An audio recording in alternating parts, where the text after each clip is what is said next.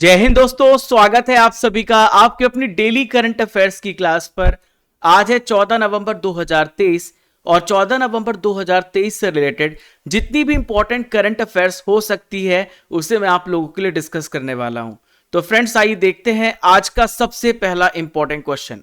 तो पहला प्रश्न ये रहा, हाल ही में अमेरिका के न्यूयॉर्क में पहली बार किस भारतीय त्योहार पर सार्वजनिक अवकाश घोषित किया गया? Which Indian festival has been declared a public holiday for the first time in New York, USA? तो इसका राइट आंसर है दीपावली। दोस्तों, हाल ही में हम सभी ने दिवाली उत्सव मनाया, बहुत ही हर्षोल्लास के साथ पूरे भारत में सेलिब्रेट किया जाता है। लेकिन अब ये फेस्टिवल केवल हमारा नेशनल फेस्टिवल नहीं रहा, इंटरनेशनल रूप में दुनिया के अनेक जगहों पर यह सेलिब्रेट किया जा रहा है। तो दोस्तों, अमेरिका के न्यूयॉर्क में यहाँ पर यह त्यौहार जो है इस पर सार्वजनिक अवकाश घोषित किया गया। दोस्तों, यहां पर आप देखें न्यूयॉर्क शहर के मेयर का क्या नाम है। इनका नाम है एरिक एडम्स। इन्होंने दिवाली के लिए जून में ही अवकाश घोषित कर दिया गया था। अब ये मनाया गया, सेलिब्रेट किया गया है। दोस्तों, भारत की जो कम्युनिटी है, भारतीय कम्युनिटी, इंडियन जो कम्युनिटी है, बहुत ज़्यादा मात्रा में, बहुत ज़्यादा संख्या में अमेरिका में रहती है और वो बहुत सालों से मांग कर रही थी, कोशिश कर रही थी कि उन्हें हॉलीडे दिया जाए और उनकी मांग को, उनकी जो डिमांड थी उसे स्वीकार किया गया है और उसे एक्सेप्ट किया गया है। दोस्तों, यहाँ पे बात अमेरिका की आ रही है, तो अमेरिका से रिलेटेड बहुत सारे करंट अफेयर्स को हम कवर करते हैं, रिवाइज करते हैं। देखिए, भारत ने हाल ही में फैसला किया है कि अमेरिका में सिएटल जगह पर वो एक नया वाणिज्य दूतावास खोलेगा, एक न्यू कंसुलेट खोलेगा। इसके अलावा हाल ही में स्टेट ईस्टर्न एक रिपोर्ट पेश की है, फिनटेक यूनिकॉर्न। इसमें बहुत सारे देशों को शामिल किया गया और अमेरिका सबसे टॉप पर है। भारत का नंबर फिनटेक यूनिकॉर्न में तीसरे नंबर पर आता है। हाल ही में अमेरिका और भारत के बीच में एक समझौता हुआ है और ये समझौता फरवरी 2024 में इसको लेकर के बात कही गई है कि 31 MQ-9B ड्रोन को लेकर के समझौता हुआ है अमेरिका के साथ और इस पर हस्ताक्षर किए जाएंगे अगले साल 2024 फरवरी महीने में। दुनिया का दूसरा सबसे बड़ा हिंदू मंदिर स्वामीनारायण अक्षरधाम का उद्घाटन ये कहां पर हुआ है? अमेरिका के न्यू जर्सी में हुआ है। यहां पर आप स्टैचू देख रहे हैं, डॉक्टर भीमराव अंबेडकर जी की स्टैचू है। इसकी हाइट है 19 फीट। यह अमेरिका के किस स्टेट में? मैरीलैंड में इसका इनॉग्रेशन किया गया है। इसका क्या नाम है? इसका नाम है स्टैचू ऑफ इक्विलिटी, इसका नाम दिया गया है। हाल ही में 3 सितंबर को सनातन धर्म दिवस के रूप में घोषित किया गया और अमेरिका के कहां पर? लुइसविले में इसे आयोजित किया गया, इसे घोषित किया गया है। दोस्तों, 14 नवंबर 2023 के इंपॉर्टेंट डेली करंट अफेयर्स आप सभी देख रहे हैं और मैं हूं आप सभी का राजा गुप्ता, जो लगातार सुबह 6 AM पर आपको करंट अफेयर्स पढ़ा रहा हूं। चाहे दुनिया के किसी कोने में रहूं, लेकिन आपके साथ जो वादा है उसे पूरा करना है। 713 दिन हो गए आपको लगातार करंट अफेयर्स पढ़ाते हुए। भारत के सभी एग्जाम्स के लिए जरूरी है ये करंट अफेयर्स। हिंदी और इंग्लिश दोनों मीडियम में आपको करंट अफेयर्स प्रोवाइड किया जाता है, स्टैटिक जीके प्रोवाइड किया जाता है। 1.5 से 2 घंटे की क्लास आपकी नहीं होती, केवल आधे घंटे की क्लास होती है जिसमें आपको संपूर्ण जानकारी प्रदान की जाती है। आप अपने साथ नोटबुक लेकर के जरूर बैठें और इंपॉर्टेंट पॉइंट को जरूर नोट करें। दोस्तों, पीडीएफ के लिए आपको Raja Gupta current affairs Telegram channel join करना है। ये हमारा ऑफिशियल चैनल है, जहां पर आप देख पा रहे हैं मैं फ्लैग लेकर के खड़ा हूं। आपको इसी चैनल को ज्वाइन करना है सर्च करके। इसका लिंक आपको डिस्क्रिप्शन बॉक्स में दिया गया है, आपको कमेंट बॉक्स पे लिंक पिन किया गया है। तो यहां से आप ज्वाइन होकर के आप पीडीएफ को डाउनलोड कर सकते हैं और सारी इंपॉर्टेंट नोट्स के लिए भी आप ज्वाइन कर सकते हैं। इन सभी को आप जरूर ज्वाइन करें। और ये है स्टडी कर एप्लीकेशन। स्टडी कर एप्लीकेशन से भी आप पीडीएफ क्लास नोट्स ले सकते हैं। दोस्तों, इंसान सफल तब होता है जब दुनिया को नहीं बल्कि खुद को बदलना शुरू कर देता है। दोस्तों, बात बिल्कुल सही है। अगर आप खुद पर फोकस करेंगे ना तो दुनिया अपने आप बदल जाएगी, क्योंकि आप दुनिया का ही हिस्सा हैं। कोशिश करें, लगातार आप अपने ऊपर वर्क करें, मेहनत करें और अपनी कामयाबी के लिए लगातार प्रयासरत रहें, कभी हार ना माने। दोस्तों, क्वेश्चन नंबर 2 आप सभी के सामने ये रहा, हाल ही में किस राज्य सरकार ने 22,23,000 दिए जलाकर के 6वीं बार गिनीज विश्व रिकॉर्ड बना दिया है? Which state government has set a Guinness World Record for the 6th time by lighting 22,23,000 diyas? तो दोस्तों, ये काम यूपी राज्य ने किया है, उत्तर प्रदेश राज्य ने किया है। उत्तर प्रदेश राज्य ने यहां पर राम की पौड़ी सहित अयोध्या के 51 घाटों पर 22,23,000 दिए जलाकर छठवीं बार गिनीज विश्व रिकॉर्ड बनाया है। देखिए यूपी से रिलेटेड करंट अफेयर्स को कवर करते हैं। हाल ही में यूपी की जो आनंदा डेयरी है और डेयरी सेक्टर को बढ़ाने के लिए इन्होंने समझौता किया। किसके साथ किया है? ब्राजील की कंपनियों के साथ समझौता किया है। हाल ही में उत्तर प्रदेश में एक योजना स्टार्ट हुई, इसका नाम है नंदिनी कृषक समृद्धि योजना। दोस्तों उत्तर प्रदेश सरकार ऐसी सरकार है जो गाय जनगणना जारी करेगी और यहां पर ये काउ सेंसक्स किया जाएगा। दोस्तों इसके अलावा उत्तर प्रदेश में कहां पर पहला मिशन शक्ति कैफे स्थापित किया जाएगा? तो उत्तर प्रदेश की जगह है, इसे कहते हैं गोंडा। हाल ही में ताज कार्निवल फेस्टिवल मनाया गया, तो ताज कार्निवल कहां पर आयोजित हुआ है? तो आगरा में सेलिब्रेट किया गया है। चलिए क्वेश्चन नंबर 3 पे चलते हैं। कृषि और प्रसंस्कृत खाद्य उत्पाद निर्यात विकास प्राधिकरण, इसे हम एपिडा बोलते हैं, ये पहली बार किस देश को प्रायोगिक तौर पर केले की पहली खेप का निर्यात किया है? Agriculture and process food product export development authority APEDA has for the first time exported the first batch of bananas on a pilot basis to which country? तो दोस्तों इसका राइट आंसर है नीदरलैंड। तो नीदरलैंड को यहां पर export किया गया है एपिडा के द्वारा एक्सपेरिमेंटल रूप में। यहां पर आप वो बनानास देख रहे हैं जिसको एक्सपोर्ट किया गया है। तो पहली बार नीदरलैंड को प्रायोगिक तौर पर केले की पहली खेप का एक्सपोर्ट किया गया, निर्यात किया गया है। देखिए एपिडा के जो अध्यक्ष हैं इनका क्या नाम है? इनका नाम है अभिषेक देव। इन्होंने महाराष्ट्र की बारामती से इस खेप को रवाना किया है और अभिषेक ने बताया है कि इससे किसानों को बहुत फायदा होने वाला है और ज्यादा मूल्य पर इसका जो है एक्सपोर्ट किया जाएगा, जिससे कि किसान ज्यादा इनकम कमा सकते हैं। जब हम दूसरे देशों को एक्सपोर्ट करते हैं तो भारत के लिए एक अच्छा सिग्नल है। दोस्तों बात यहां पे हमने एपिडा की थी, तो एपिडा का फुल फॉर्म होता है agricultural and processed food product export development authority, जिसकी स्थापना कब हुई है? 1985 दिसंबर में स्थापना हुई है। इसका हेडक्वार्टर है न्यू दिल्ली में, इसका हेडक्वार्टर है। देखिए एक्सपोर्ट के लिए जो अनुचित उत्पाद है, यानी कि किस प्रकार से एक्सपोर्ट किया जाए दूसरे देशों के लिए, किस प्रकार से देश की इकोनॉमी पे पार्टिसिपेशन बढ़ाया जाए, तो इस पर काम करती है एपिडा और इससे संबंधित जितने भी इंडस्ट्री है उन सभी के विकास का कार्य देखती है एपिडा। देखिए दोस्तों बात हमने नीदरलैंड की थी, तो नीदरलैंड के बारे में सभी इंपॉर्टेंट जानकारी जान लेते हैं। देखिए नीदरलैंड की लोकेशन आप देखें तो ये यूरोपियन कंट्री है, ये यूरोप में आता है। आप नीदरलैंड की इधर देखें तो आपको ये जर्मनी देखने को मिलेगा, ये जर्मनी है, और इसके अलावा आपको यहाँ पे बेल्जियम देखने को मिलेगा जो इसके साथ सीमा बनाते हैं। नीदरलैंड की जो कैपिटल है वो है एम्स्टरडैम। यहाँ के सम्राट है विलियम अलेक्जेंडर। प्रधानमंत्री मार्क रूट ने हाल ही में अपने पद से इस्तीफा दिया था, रिजाइन किया था। अगर आपसे पूछा जाए कि FIH हॉकी प्रो लीग 2022-23 का जो सीजन है उसे किस देश ने जीता है, तो ये देश है नीदरलैंड। चलिए फ्रेंड्स आइए बढ़ते क्वेश्चन नंबर 4 की तरफ। हाल ही में एयर टैक्सी सेवा के लिए इंटरग्लोब एंटरप्राइजेस और किसने समझौता किया है? InterGlobe enterprises and who has entered into an agreement for the air taxi service. तो देखिए एयर टैक्सी सेवा ने हाल ही में आर्चर एविएशन के साथ समझौता किया है। तो एयर टैक्सी सेवा के लिए इंटरग्लोब एंटरप्राइजेस और आर्चर एविएशन ने यहां पर समझौता किया है। देखिए आपके दिमाग में सवाल उठ रहा होगा कि इंटरग्लोब एंटरप्राइजेस है क्या? तो देखिए इंडिगो की एक इंपॉर्टेंट शेयर धारक यानी मेजर शेयर होल्डर है इंटरग्लोब की एंटरप्राइजेस की, इंडिगो की है, ये है इंटरग्लोब एंटरप्राइजेस और यूएस की कंपनी है, इसका नाम है Archer Aviation ink.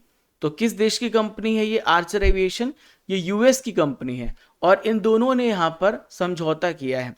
Air taxi आप यहां पर देख पा रहे हैं, जिस प्रकार से हम आजकल ओला और उबर करते हैं, रोड ट्रांसपोर्ट में यूज करते हैं, उसी प्रकार से अब इन सभी प्रकार के आप एयर टैक्सी का इस्तेमाल किया जाएगा एयर ट्रांसपोर्ट को बेहतर बनाने के लिए और आप आसानी से एक जगह से दूसरी जगह तक जा सकते हैं, बहुत ही जल्दी जा सकते हैं। तो इसको लेकर के समझौता किया गया है कि भारत में पूरी तरीके से एक पूर्ण इलेक्ट्रिक टैक्सी सेवा स्टार्ट की जाए और इसको लेकर के अभी इनके बीच में बातचीत चल रही है और साझेदारी को लेकर के यहाँ पर समझौता किया गया है।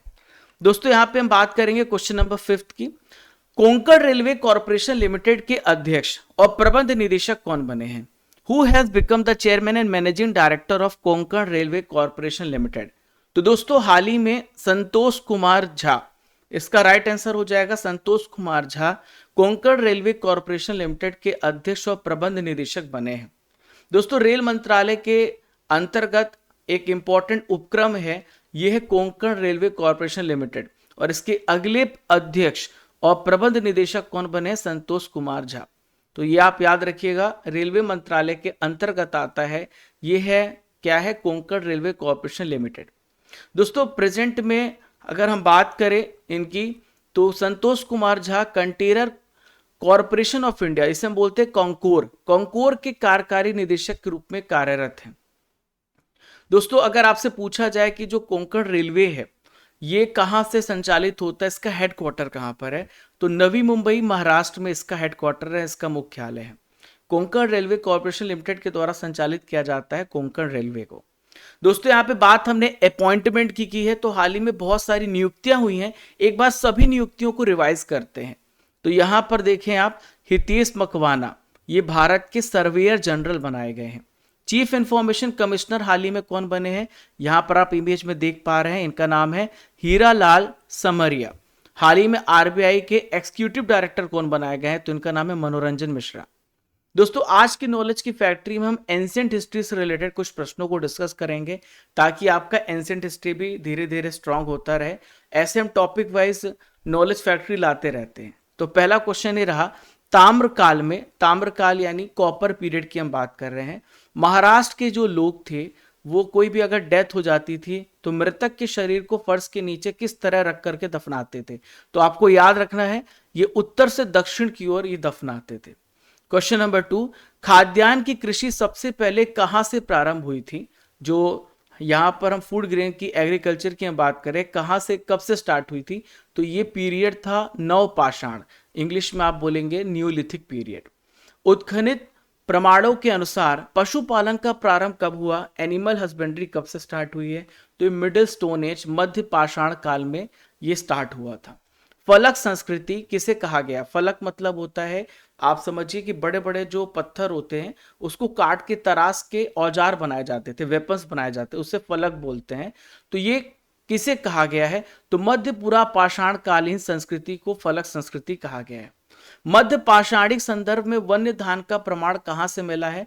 तो ये चोपनी मांडो से मिला, जो कि यूपी में, उत्तर प्रदेश में है। प्राचीन कलाकृतियों का प्रमाण संबंधित है, यानी एंशिएंट आर्टिफैक्ट्स हमें कहां से मिलते हैं? तो ये हमें मिलते हैं उच्च पूर्व पाषाण काल से, high pre stone age period से हमें मिलते हैं। चलिए फ्रेंड्स आइए बढ़ते हैं क्वेश्चन नंबर 6 की तरफ। भारत में बाल दिवस कब मनाया जाता है? When is children's day celebrated in India? तो दोस्तों आज 14 नवंबर है और 14 नवंबर को मनाया जाता है बाल दिवस। दोस्तों इसके अलावा एक और इंपॉर्टेंट डे मनाया जाता है, वो है डायबिटीज डे। दोनों इंपॉर्टेंट डे को इस क्वेश्चन में हम डिटेल से कवर करेंगे। यहां पर आप देख रहे हैं पंडित जवाहरलाल नेहरू जी को। दोस्तों पंडित जवाहरलाल नेहरू जी की जन्म दिवस पर 14 नवंबर को मनाया जाता है बाल दिवस।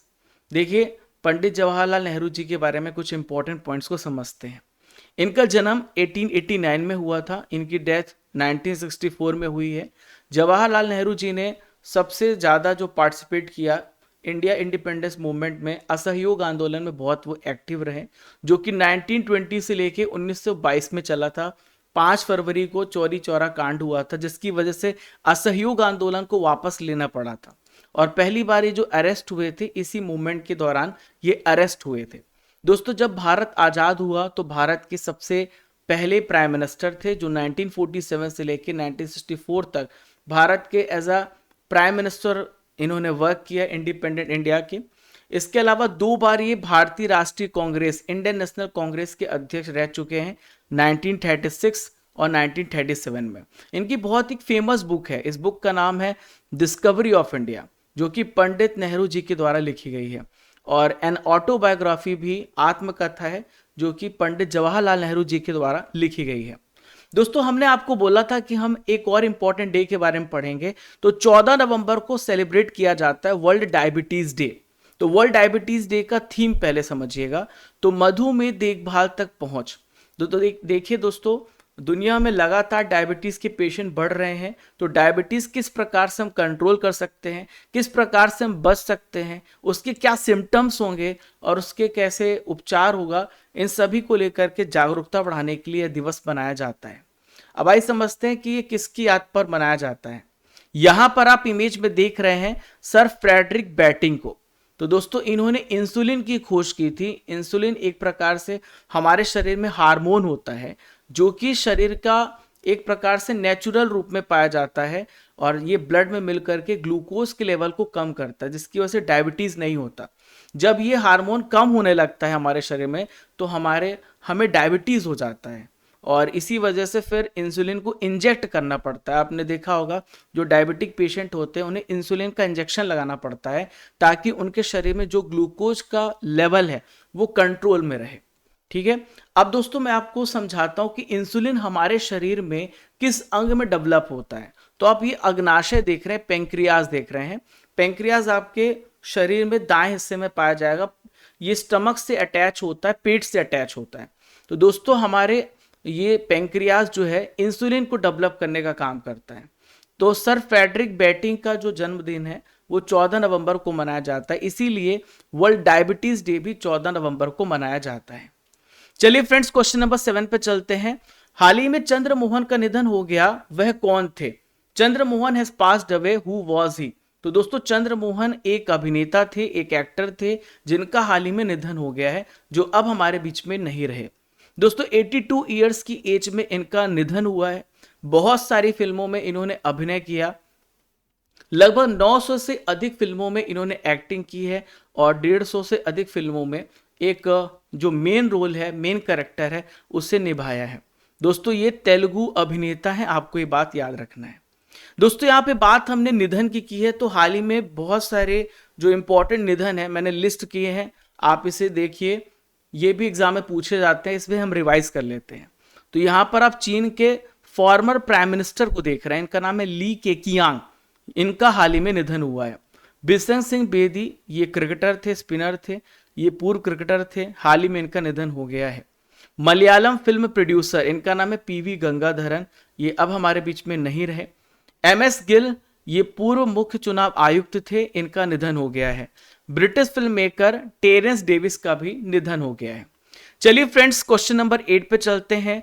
वामन वृक्ष कला पुस्तक को हाल ही में जो प्रकाशित किया गया और इसे पब्लिश किया गया, इसे किसने लिखा है? तो वामन वृक्ष जो कला पुस्तक है इसे लिखा गया है PS पिल्लई के द्वारा। किसने लिखा है? PS पिल्लई के द्वारा लिखा गया है। देखिए PS जो पिल्लई हैं ये गोवा के गवर्नर हैं। गोवा के कौन है? ये गवर्नर है, राज्यपाल हैं। Piyush Goyal commerce and trade minister हैं भारत के। प्रमोद सावंत यहाँ पे गोवा के चीफ मिनिस्टर हैं। जगदीप धनखड़ ये भारत के वाइस प्रेसिडेंट है, इंडिया के वाइस प्रेसिडेंट है। तो आप यहाँ पर देख पा रहे हैं जो इंडिया के वाइस प्रेसिडेंट है इनका नाम है जगदीप धनखड़। इन्होंने गोवा के जो राज्यपाल हैं, गोवा के जो गवर्नर है, यहाँ पर आप देख पा रहे हैं इनका नाम है PS पिल्लई। तो इनके द्वारा जो 200 नंबर की पुस्तक है, इस पुस्तक का नाम है वामन वृक्ष कला। इसका हाल ही में इन्होंने विमोचन किया है, यानी इसे रिलीज किया है। दोस्तों PS पिल्लई की अगर हम बात करें तो इन्होंने बहुत सारी बुक्स लिखी हैं जो हिस्ट्री बेस्ड हैं, जो लॉ बेस्ड हैं, जो पॉलिटिक्स के सफर को बताती हैं। तो राजनीति से लेकर के इकोनॉमिक्स तक जितने भी सामाजिक मामले हैं, अलग अलग सब्जेक्ट्स पर इन्होंने मलयालम में और अंग्रेजी में किताबें लिखी हैं। दोस्तों यहाँ पे हम बात कर लेते हैं 2023 के इंपॉर्टेंट पुस्तकें की जो आपसे पूछी जा सकती है, इसे रिवाइज करते हैं। तो नीरजा चौधरी जी के द्वारा लिखी गई पुस्तक है how prime minister decide as the wheel turns. ये पुस्तक रणजीत प्रताप जी के द्वारा लिखी गई है। विजय दारदा ने रिंग साइड लिखी है। रूपाई पाई के द्वारा लिखी गई पुस्तक है द योग सूत्र फॉर चिल्ड्रन। रस्किन बॉन्ड ने लिखी है the golden years, smoke and ashes, ये अमिताभ घोष ने पुस्तक को लिखा है। शांतनु गुप्ता की हम बात करें तो इन्होंने अजय टू योगी आदित्यनाथ पुस्तक को लिखा है। चलिए फ्रेंड्स, क्वेश्चन नंबर 9 पे चलते हैं। दुनिया की सबसे लंबे समय तक शासन करने वाली महिला प्रमुख कौन बनी है? Who has become the world's longest serving female chief. तो दोस्तों यहां पर हम बात कर रहे हैं शेख हसीना की। किसकी हम बात कर रहे हैं? शेख हसीना की, जो बांग्लादेश की वर्तमान प्राइम मिनिस्टर है और दुनिया की सबसे लंबे समय तक शासन करने वाली महिला प्रमुख बन गई हैं। दोस्तों हाल ही में टाइम्स ने ये बात बताई है, तो टाइम ने अपने कवर स्टोरी में इन्हें कवर किया है। बांग्लादेश की प्रधानमंत्री आप यहाँ पर देख रहे हैं, ये शेख हसीना, और 76 वर्ष की आयु में बांग्लादेश के हिस्ट्री में सबसे लंबे समय तक शासन करने वाली ये महिला प्रमुख बनी है। शेख हसीना की हम बात करें तो 2009 से देश के प्रधानमंत्री के रूप में ये अपनी सेवाएं दे रही हैं। इसके पहले भी प्राइम मिनिस्टर थी, तो 1996 से लेकर 2001 तक इस पद पर रही हैं। फिर 2009 से लेकर अब तक ये यहाँ पर प्रधानमंत्री के रूप में कार्य कर रही हैं। दोस्तों आज का आखिरी इंपॉर्टेंट करंट अफेयर्स आप सभी के सामने रहा। कौन सा देश आधिकारिक तौर पर यूरोपीय सशस्त्र बलों की संधि से बाहर हो गया है? Which country has officially withdrawn from European armed force treaty? तो दोस्तों यहां पर हम बात कर रहे हैं, ये देश कौन सा है जो यहां से बाहर हुआ है? तो दोस्तों ये देश है रशिया। ये देश कौन सा है? रशिया। तो रूस ने ऑफिशियल तौर पर घोषित किया है कि वो यूरोपीय सशस्त्र बलों की जो संधि है, इसे बोलते CFA संधि, इससे इस ट्रीटी से वो बाहर हो गया है। रूस ने संधि पर 1990 में हस्ताक्षर किए थे, सिग्नेचर किए थे, और रूस के जो फॉरेन मिनिस्ट्री है इन्होंने बताया है कि रूस के राइट्स के जो रूस के लिए जो इंटरेस्ट है, पर्सनल इंटरेस्ट है रूस का, वो उससे मैच नहीं खाता, इसलिए वो इस ट्रीटी से, इस संधि से बाहर हो रहे हैं। देखिए मैं आपको समझाता हूं कि जो ट्रीटी है कैसी यह ट्रीटी है, ये ट्रीटी क्यों की गई थी। तो इसका मकसद था जो हथियारों का इस्तेमाल है उसको यूज को कम करना, हथियारों को सीमित करना इसका मकसद था। और जो शीत युद्ध यानी जो कोल्ड वॉर है, उसमें जो भी इनके दुश्मन होंगे उनकी सेनाओं का डेवलपमेंट को रोकना, सेना आगे ना बढ़े, उनकी ग्रोथ को रोकना, ये इसका मकसद था। अब दोस्तों आपको पता ही है कि रशिया ही ने यूक्रेन के खिलाफ वार छेड़ा है, तो कैसे संधि पे रह सकता है, इसलिए उसने संधि से अपने आप को विड्रॉ कर लिया है। दोस्तों यहाँ पे हम बात करते हैं कि ये संधि लागू कब हुई थी। तो ये संधि लागू हुई थी 9 नवंबर 1992, 1992 को ये लागू हुई थी। और जो जगह है, हस्ताक्षर किए गए थे 1990 में पेरिस में CFI की संधि पर हस्ताक्षर किए गए थे। दोस्तों आज यहाँ पे हम बात करते हैं RRR सेशन की। हम RRR सेशन पर पहुंच गए हैं। आप सभी जल्दी जल्दी आंसर दीजिएगा कमेंट बॉक्स पर। तो पहला क्वेश्चन ये रहा RRR सेशन पर, अंधता नियंत्रण नीति लागू करने वाला पहला राज्य कौन सा बना है? जो ब्लाइंडनेस कंट्रोल पॉलिसी को लागू करने वाला पहला राज्य है राजस्थान। दोस्तों राजस्थान ने राइट टू हेल्थ बिल को भी लागू किया है, इसको भी आपको याद रखना है। 28वां क्रिटिक्स चॉइस अवार्ड 2023 में किस भारतीय फिल्म को बेस्ट फॉरेन लैंग्वेज फिल्म और बेस्ट सॉन्ग के लिए अवार्ड मिला है? तो दोस्तों इस फिल्म का नाम है RRR। वनडे क्रिकेट इतिहास में सबसे बड़ी जीत का विश्व रिकॉर्ड किस टीम ने बनाया है? तो भारत ने श्रीलंका को हरा करके ये विश्व रिकॉर्ड बनाया है। जलीकट्टू किस राज्य में आयोजित होता है, किस राज्य में शुरू हुआ है? जलीकट्टू है स्टार्टेड इन विच स्टेट? तो देखिए जलीकट्टू जो होता है ये तमिलनाडु राज्य में ऑर्गेनाइज किया जाता है। भोगली बिहू महोत्सव किस राज्य में मनाया गया? तो भोगली बिहू असम राज्य में मनाया जाता है। किस देश ने इबोला रोग के प्रकोप की समाप्ति की घोषणा करी है? Which country has declared the end of Ebola disease outbreak? तो दोस्तों ये देश है युगांडा, जिसने घोषित किया है कि उसके यहाँ इबोला खत्म हो गया है। किसने स्काई वॉक नाम का भारत का पहला 5G सक्षम ड्रोन डेवलप किया है? तो दोस्तों IG ड्रोन ने इसे डेवलप किया है। किस राज्य में ऑनलाइन गेमिंग के लिए भारत का पहला उत्कृष्टता केंद्र स्थापित करने की घोषणा की गई है? तो दोस्तों मेघालय राज्य ने फैसला किया है कि ऑनलाइन गेमिंग को लेकर के वो excellence centre of excellence centre develop कर रहा है। किसे गोल्डन पिकॉक अवार्ड 2022 से सम्मानित किया गया? तो जिंदल स्टील एंड पावर को सम्मानित किया गया है। विश्व आर्थिक मंच शिखर सम्मेलन का 53वां संस्करण किस देश में आयोजित हुआ है? तो दोस्तों ये हुआ है कहां पर? स्विट्जरलैंड में आयोजित हुआ है। दोस्तों अब आइए चलते हैं RRR सेशन पर, जहां पर हम 13 नवंबर यानी जो कल हमने करंट अफेयर्स पढ़ा था उसको यहां पर हम रिवाइज करेंगे। दुनिया की पहली रोबोट CEO कौन बनी है? तो दुनिया की जो सबसे पहली रोबोट CEO बनी इसका नाम है मीका। नेक्स्ट है ग्रैमी अवार्ड 2024 के लिए एबेंडेंस इन मिलेट्स गीत को नॉमिनेट किया गया। इस गीत को लिखने में किसने हेल्प की है? तो दोस्तों PM मोदी जी ने इस गीत को लिखा है। सुप्रीम कोर्ट में मिट्टी कैफे का उद्घाटन किसने किया है? तो मिट्टी कैफे का उद्घाटन डी.वाई. चंद्रचूड़ जी ने किया है। अक्टूबर महीने के ICC player of the month किसे चुना गया? तो दोस्तों सचिन रविंद्र को अक्टूबर मंथ का यहां पर प्लेयर ऑफ द मंथ चुना गया है, जो कि न्यूजीलैंड के प्लेयर हैं। केंद्रीय ऊर्जा और नवीन एवं नवीकरणीय ऊर्जा मंत्रालय में अतिरिक्त सचिव कौन बने हैं? इनका क्या नाम है? तो दोस्तों इनका नाम है एन श्रीकांत। भारत और किस देश के बीच में बोंगो सागर अभ्यास का आयोजन हुआ है? तो ये आयोजन हुआ है भारत और बांग्लादेश के बीच में। आईसीसी बोर्ड ने किस देश के क्रिकेट बोर्ड की सदस्यता खत्म कर दी है? तो दोस्तों आईसीसी बोर्ड ने यहां पर किस बोर्ड की सदस्यता को खत्म किया है? श्रीलंका की। डब्ल्यूएचओ की ग्लोबल ट्यूबरकुलोसिस रिपोर्ट 2023 पेश की गई। 2022 में सबसे ज्यादा किस देश में टीबी के केस पाए गए हैं? तो दोस्तों भारत में पाए गए हैं। Surface to surface short range ballistic missile SRBM Pralay का परीक्षण कहां से किया गया है? तो प्रलय का परीक्षण किया गया है अब्दुल कलाम द्वीप से। इसकी रेंज है 300 से 350 किलोमीटर के बीच में। राष्ट्रीय शिक्षा दिवस कब मनाया जाता है? तो हर साल 11 नवंबर को नेशनल एजुकेशन डे सेलिब्रेट किया जाता है। दोस्तों ल्यूसेंट जीके में इंपॉर्टेंट क्वेश्चंस डिस्कस करेंगे जो कंप्यूटर से रिलेटेड है। देखिए आपने लिनक्स सुना होगा, तो लिनक्स क्या है? What is Linux? तो लिनक्स एक प्रकार से कंप्यूटर में ऑपरेटिंग सिस्टम का नाम है। कंप्यूटर हार्डवेयर जो सिलिका का बना होता है, आंकड़ों की बहुत अधिक मात्रा को भंडार में रख सकता है। ये क्या कहलाता है? तो दोस्तों इसे हम बोलते हैं चिप। क्या बोलते हैं? हम चिप बोलते हैं। इनमें से कौन सा एक कंप्यूटर का पद नहीं है? Which one of the following is not a computer term? तो कंप्यूटर टर्म नहीं है एनालॉग। क्या नहीं है? एनालॉग। कंप्यूटर के संदर्भ में रैम का क्या मतलब होता है? रैम का जो फुल फॉर्म है वो है random access memory. Computer hardware जो आंकड़ों की बहुत अधिक मात्रा का भंडारण कर सकता है उसे क्या कहते हैं? Computer hardware which can store a large amount of data it is called what is called? तो ये कहलाता है चुंबकीय टेप भी कहलाता है और डिस्क दोनों बोला जाता है। दोस्तों 14 नवंबर के करंट अफेयर्स को आपने बहुत अच्छे से पढ़ा है। अब यहां पर मैं आपका फाइनल टेस्ट लेने वाला हूं। ये टेस्ट इसलिए डेली लिया जाता है ताकि ये पता चले कि आपने कितने ध्यान से लेक्चर को सुना है और हर पॉइंट को नोट किया है। तो देखते हैं 10 क्वेश्चन में आप कितना स्कोर करते हैं।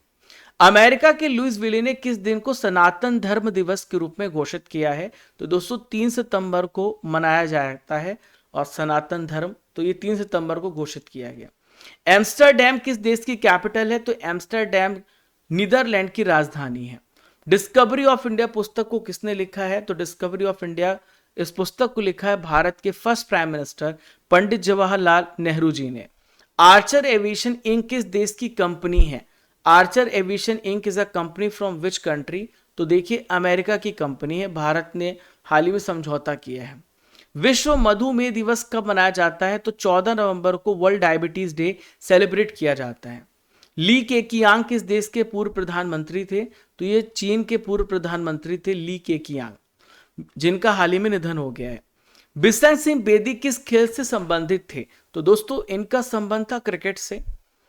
इंसुलिन हार्मोन हमारे शरीर के किस अंग से निकलता है? तो इंसुलिन हार्मोन रिलीज होता है पैंक्रियाज से।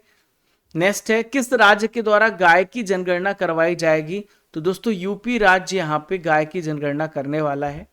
MQ-9B ड्रोन भारत किस देश के साथ समझौता करेगा? तो फरवरी 2024 नेक्स्ट ईयर हम यहां पर समझौता कर रहे हैं अमेरिका देश के साथ। दोस्तों आज का क्वेश्चन है जिसका उत्तर आपको कमेंट बॉक्स पे देना है। कोंकण रेलवे कॉर्पोरेशन लिमिटेड के अध्यक्ष और प्रबंध निदेशक कौन बने? इसका आंसर आपको कमेंट बॉक्स में बताना है। दोस्तों ये आप प्रतिमा देख रहे हैं, ये प्रतिमा डॉक्टर भीमराव अंबेडकर जी की है।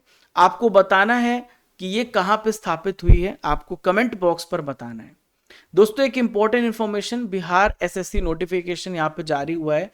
यहां पर बिहार स्टाफ सिलेक्शन कमीशन ने अलग अलग post, lower division clerk, revenue employees, panchayat secretary, assistant instructor, लगभग यहां पे 12,200 पद है और इसे जारी किया है। दोस्तों ऑनलाइन रजिस्ट्रेशन 27 सितंबर से स्टार्ट हो गए हैं। 11 दिसंबर तक फॉर्म भरे जा सकते हैं। Prelims, mains, document verification, skill test होगा। ये इसकी प्रोसेस है। जॉब लोकेशन बिहार है और आप इसे भर सकते हैं, आपके पास सुनहरा मौका है। और दोस्तों कंप्लीट इन्फॉर्मेशन, कंप्लीट नोटिफिकेशन के लिए आप टेलीग्राम से इस नोटिफिकेशन को आप डाउनलोड करिएगा। दोस्तों डेली आपको टेस्ट भी देना, इसी प्रकार से आपका रैंक अपडेट होगा। कल मैं आप लोगों को रैंक अपडेट करके बताऊंगा 14 नवंबर के करंट अफेयर्स का। और आपको एक टॉपिक और दिया जा रहा है, ब्रिटिश शासन का भारतीय अर्थव्यवस्था पर प्रभाव, यानी कि जो ब्रिटिश शासन थी हमारी इंडियन इकोनॉमी पे क्या इम्पैक्ट डाला है, उससे रिलेटेड आपको टॉपिक पढ़ के आना है। और आज आपका 11 बजे स्टडी कर एप्लीकेशन पर आपका टेस्ट है। टॉपिक वाइज की क्लास आपको 10 AM पर मिलेगी, तो 10 AM पर आप रेडी रहिएगा। 10 बजे सभी को क्लास लेने आना है। अक्टूबर महीने की ई मैगजीन लॉन्च हो गई, जो कि हिंदी और इंग्लिश दोनों मीडियम में आपको प्रोवाइड की गई है। आप उसे जरूर डाउनलोड करें, पढ़ें।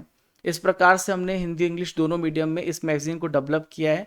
स्टडी कर एप्लीकेशन को डाउनलोड करने के बाद आप यहाँ से ई बुक्स ले सकते हैं और टेस्ट सीरीज यहाँ पर कर सकते हैं। डेली 11 बजे PDF क्लास नोट्स भी आप अवेल कर सकते हैं। दोस्तों टेलीग्राम चैनल है राजा गुप्ता करंट अफेयर्स, यहाँ से भी आप PDF डाउनलोड कर सकते हैं। डेली आपको PDF मिल रही होगी। आशा करता हूं कि आप बहुत अच्छे होंगे और आपकी पढ़ाई बहुत अच्छी चल रही होगी। बहुत अच्छे से पढ़ाई करते रहिए, निरंतर प्रयास करते रहिए, कभी हार मत मानिए। जो डेली मेहनत करता है वही इतिहास रचता है। चैनल आपको अगर अच्छा लगा हो तो सब्सक्राइब करिएगा, लाइक करिएगा और शेयर करिएगा। Thank you friends. जय हिंद, जय भारत। जब तक तोड़ेंगे नहीं तब तक छोड़ेंगे नहीं। खुश रहिए, मुस्कुराते रहिए।